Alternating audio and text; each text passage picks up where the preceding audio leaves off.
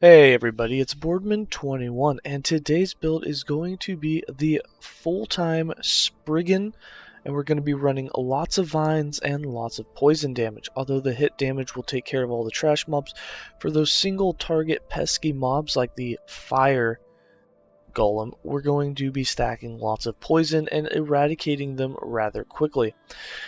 So thanks to Quiet For Me and his unique that they implemented about 2 patches ago, I believe, you now get mana back while in Spriggan form every 3 seconds. You can get anywhere from 10 to 15 mana, which means that even playing pretty aggressively with mana intensive skills, you can still stay in Spriggan almost the entire time.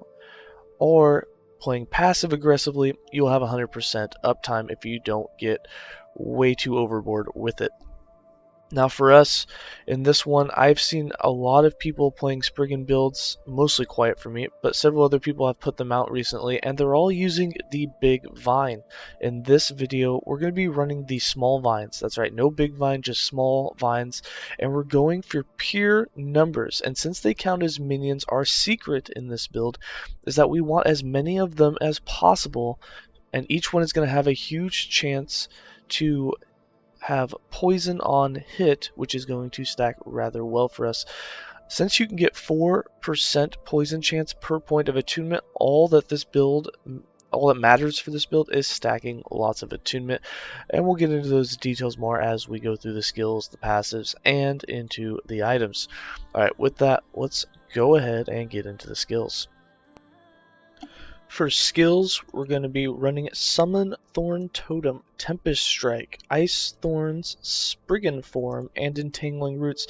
Now, I should warn you, these skills do not matter. The only skill that even matters in the entire build of this is Spriggan Form.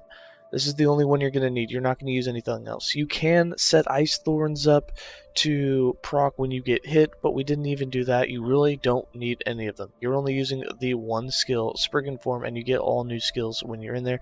And the only one you're going to be using in Spriggan Form is Summon Vines. Occasionally you'll do a Healing Totem, and you don't want to give the Healing Totem the Thorn skill tree because then they don't seem to heal anymore, and you do need them to heal, and we'll get into why. But Spriggan Form is the only skill that matters. The other 4, you can do whatever you want, but just because I'm going to be going through the entire video, I'm just going to show you what I have because people will ask.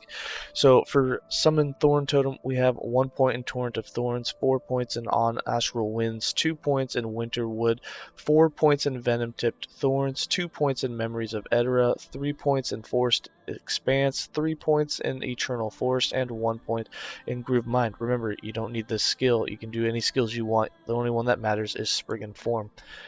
For Tempest Strike, we have 1 point in Reinforced Stone, 5 points in Unspent Power, 1 point in Thirsty Blades, 1 point in Charged Stone, 1 point in Dead Wind, 1 point in Chilling Blows, 1 point in Winter's Chill, 2 points in Winter's Blast, 1 point in Hailstorm, 1 point in Ground, basically 1 point everywhere, 1 point Static, 2 points with the Wind, 1 point in Temptatious, and 1 point in Mute the Earth. In Ice Thorns, we have 1 point Emblem of Might, 1 point in Animophilia, 4 points in Bulb Shield, 1 point in Thorn Shield, 1 point in Second Nature, 6 points in Floric Tides, 3 points in Bark Shield, and 3 points in Eternal Protection. You can set this up and put points into Dagger Thorns, then Bramble Armor, and then Spell Thorns, so that when you get hit, it will have a chance to proc, but for the most part, we don't even get hit in Spriggan Form, as you're letting the vines take care of everything. And then for Spriggan Form, there are 2 ways to play this skill. This is the first way that we have set up. We have 5 points in Skin Like Bark, 1 point in Petrify, 5 points in Thick Tendrils, 2 points in Bind, and 5 points in Creeping Vines. And you have 1 more point when we hit level 20. We have 1 point in Veil's Wrath. You could do 1 more point in that even though we never use it. Or you could give the Healing Totems more duration, which would make more sense because you use them once in a while.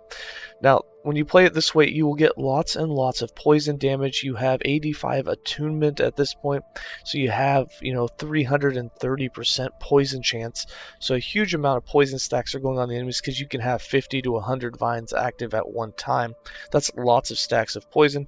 The other way to play it is just going for straight hit damage. Since you have all that attunement, they hit pretty hard, and you can put 1 point in Razor Vines to where they now shoot out thorns that pierce through enemies, and it kind of gives them a bit of a range. You'll no longer get the poison damage with this. However, your hit damage will still be like 300 to 500, and that amount of hit damage with 50 vines is actually pretty crazy. But it'll be the exact same setup. You'll just put the last point instead of the healing totem or wherever. You'll put it into Razor Vines, and you again no longer get the poison damage. However, you do get the hit damage, and it is really good. You can play both versions of it. I like the poison because it goes through single target mobs way faster.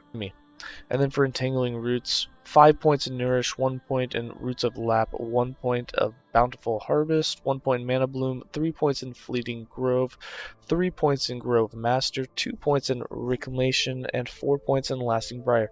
Again, these 4 skills, you can do anything that you want. Any skill, doesn't matter. The only skill that matters is Spriggan Form. For passives, we have 20 points in the Primalist base class with 8 points in Natural Attunement, 6 points in Wisdom of the Wild, and 6 points in Primal Medicine. You need the attunement. You want attunement anywhere that you can find it on the skill tree.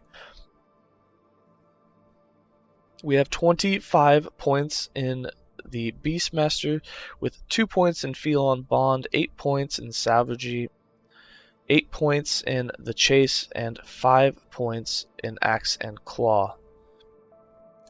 In Shaman, we have 8 points in Ancient Stones, 2 points in Silent Protector, and 8 points in Earthen Supremacy for that 8 points of attunement. And in the Druid, we have 47 points. We have 8 points in Soul's Attendant, 8 points in Edera's Boon, 8 points in Spirit Claws, 1 point in Rootborn Wrath, 10 points in Eternal Nature, 5 points in Woodland Bond, 6 points in Oaken Form, and 1 point in Sprouting Vines. A lot of these points don't matter. The 2 that do matter is you want the 10 points of attunement in Eternal Nature and the 8 points of attunement in Soul's Attendant. Attunement is really all that matters. Up top, the 5 points here for that minion damage just increases the damage the vines will do. After that, doesn't really matter what you take. It's nice to have the armor and protections while transformed, but you can mess around with different things. For items, for the idols, you're going to want increased minion melee attack speed. This will make the vines attack faster. The increased minion healing is, I guess, just an added bonus. You don't really do much healing, but if they're around your healing totems, they'll get healed pretty well. For items, for actual equipment, the only thing that really matters is that you get attunement on as many things as you can, and then after that just go for either minion damage or straight defense. So for us, like our rings and stuff, the main thing we went for was attunement, and then we went for set elemental, minion damage, and some protections. And you do need the Legacy of the Quiet Forest so that you can get that additional mana gained every 3 seconds while you're in Spriggan Form.